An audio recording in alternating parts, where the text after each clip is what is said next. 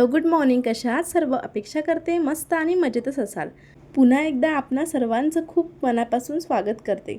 आपल्यापैकी बऱ्याच जणींचं असं असतं की कामाचं तर खूप सगळं ढीग पडलेलं असतं, पण तरीही आपली ते करायची इच्छा होत नाही.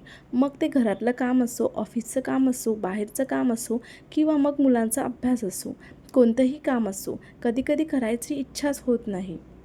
आणि मी पण तुमच्यापैकी एकच आहे. सगळ्यांच्या बाबतीत हे असं घडतंच. आपल्याला करायची तर इच्छा असते, बट आपलं मन म्हणतं की आत्ता नको, नंतर करूया. आणि नेहमीच हा आळस आहे असं नाही.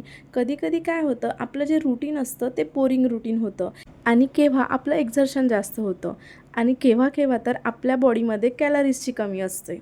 आज मी तुम्हाला अशाच काही एकदम सोप्या 5 आणि इझिली फॉलो करता येईल अशा टिप्स सांगणार आहे आणि ज्या माझ्या रूटीनमध्ये मलाही खूप उपयोगी पडल्या आहे. या टिप्स वापरल्या तर काम करण्याची एनर्जी तर मिळेलच आणि कन्सिस्टन्सी हे दोन्ही गोष्टी मिळेल. चला तर मग जास्त वेळ न घालवता आजच्या व्हिडिओला सुरुवात करूया. आपल्या आज करू, उद्या करू अशा म्हणण्यामुळं जे आपलं छोटंसं काम असतं ते मोठं होऊन जातं आणि मग काय आपल्या डोक्यामध्ये ते घर करून बसतं की काम आपलं खूप मोठं आहे आणि त्याच्यामुळं एखादं काम सुरू करण्यापूर्वीच आपण थकतो. त्यामुळं स्वतःला सांगा की फक्त 5 मिनिट हे काम मी करणार आणि त्यानंतर वाटलं तर थांबेन. काही वेळ संपूर्ण काम हे कंटाळवाणं वाटतं, पण आपल्याला फक्त 5च मिनिटं ते काम करायचं आहे. असा विचार करून जर आपण कामाला सुरुवात केली तर थोडंसं जे काम आहे आपलं ते आपल्याला मॅनेज करता येईल असं वाटतं. आणि गंमत म्हणजे एकदा आपण कामाला सुरुवात केली की खूपदा असं होतं की आपण पूर्णच काम करून टाकतो. जसं की आपण विचार करतो की बेडरूममधली फक्त बेडशीट आपण व्यवस्थित करूया, पिलोज वगैरे व्यवस्थित लावूया, बट पूर्ण बेडरूम कधी साफ होऊन जाते बघता बघता आपल्याला कळतसुद्धा नाही. सगळ्या कपड्यांच्या घड्या वगैरे घालूनसुद्धा आपण व्यवस्थित जागच्या जागी ठेवून देतो आणि थोड्या वेळातच आपली बेडरूमसुद्धा छान क्लीन होऊन जाते. तसंच किचनच्या बाबतीतसुद्धा आपण किचनमधली भांडी लावायला घेतली की बघता बघता किचनचा प्लॅटफॉर्म कधी साफ होऊन जातो हे सुद्धा आपल्याला कळत नाही. यामध्ये छोटंसं सिक्रेट हेच आहे की कामाची सुरुवात करणं आपल्याला कठीण वाटतं, पण एकदा आपण कामाची सुरुवात केली की तेच काम एकदम छान व्यवस्थित होऊन जातं. आपल्या आजूबाजूला असलेला पसारा हे आपलं मन अस्वस्थ करून टाकतं. आपण कधी हा विचार केला आहे का की स्वयंपाकाव्यतिरिक्त आपण वेगवेगळ्या डिश बनवूया किंवा मुलांसाठी काहीतरी नवीन ट्राय करूया.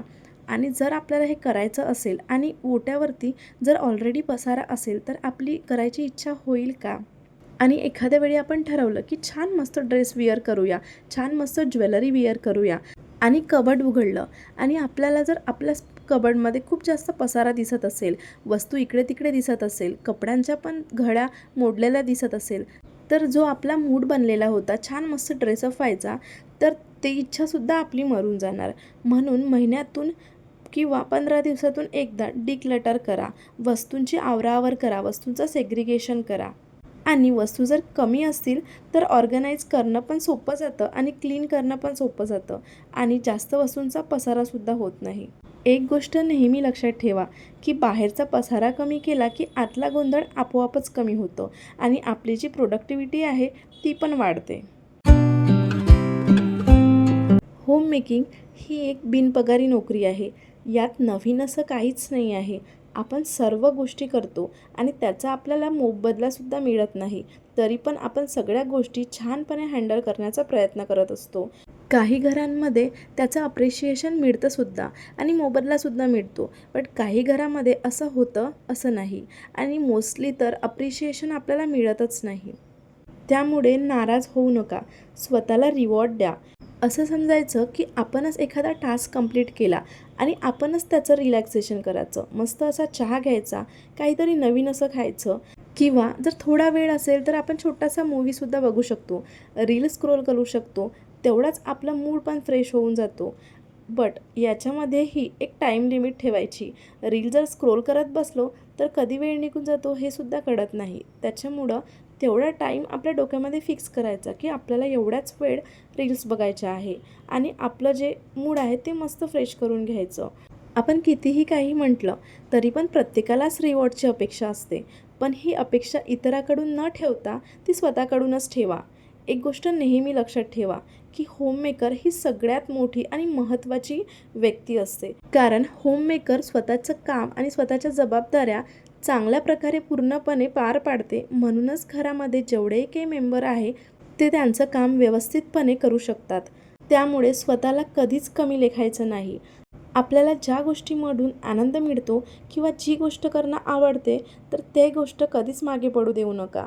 ती गोष्ट नेहमी करण्याचं ट्राय करा. आपल्या सगळ्यांनाच माहिती आहे की प्रत्येकाचं रूटीन हे सेम नसतं. सगळ्यांचं रूटीन हे आपापल्या घरातल्या परिस्थितीनुसार, आपापल्या घरातल्या लोकांच्या कामानुसार वेगवेगळं असतं. म्हणून एखाद्याचं रूटीन ब्लाइंडली फॉलो करू नका.